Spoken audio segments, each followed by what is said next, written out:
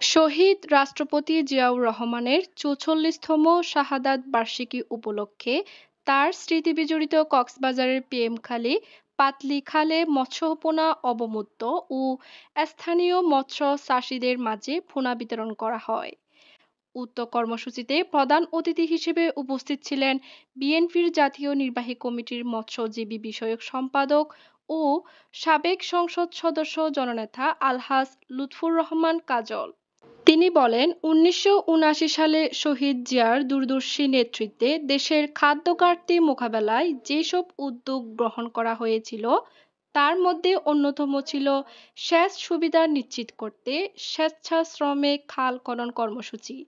এই কর্মসূচির অংশ হিসেবে পিএমখালী খাল খনন করা হয়, যেখানে স্বয়ং রাষ্ট্রপতি জিয়া সশরীরে অংশ নিয়ে জনগণকে উদ্বুদ্ধ করেছিলেন। শহীদ রাষ্ট্রপতি জিয়াউর রহমানের শাহাদাত বার্ষিকী উপলক্ষে আমরা এখানে জাতীয়তাবাদী মৎস্য দলের পক্ষ থেকে, জেলা শাখার পক্ষ থেকে এখানে আমরা পোনা অবমুক্ত করেছি।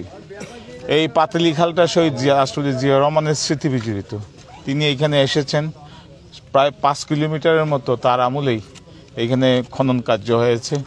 এই ব্যতিক্রমধর্মী কর্মসূচি শুধু দেশের ভেতরে নয়, আন্তর্জাতিক পর্যায়েও ব্যাপক প্রশংসিত হয়।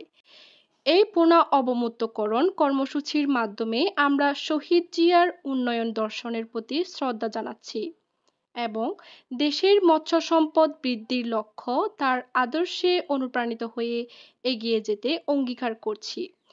জেলা মৎস্যজীবী দলের আহ্বায়ক মুস্তাফা কামালের সভাপতিত্বে অনুষ্ঠিত কর্মসূচিতে আরও উপস্থিত ছিলেন সদর উপজেলা বিএনপির সদস্য সচিব সৈয়দ নূর সওদাগর, পিএমখালী ইউনিয়ন বিএনপি সভাপতি হারুনুর রশিদ, সাধারণ সম্পাদক মোহাম্মদ আবদুল্লাহ, পৌর মৎস্যজীবী দলের আহ্বায়ক আব্দুল আজিজ, সদস্য সচিব মোহাম্মদ আলমগীর সহ ইউনিয়ন যুবদল সভাপতি সাইফুল ইসলাম সোহাগ সহ বিএনপি, যুবদল, ছাত্রদল সহ সহযোগী সংগঠনের বিপুল সংখ্যক নেতাকর্মী উপস্থিত ছিলেন।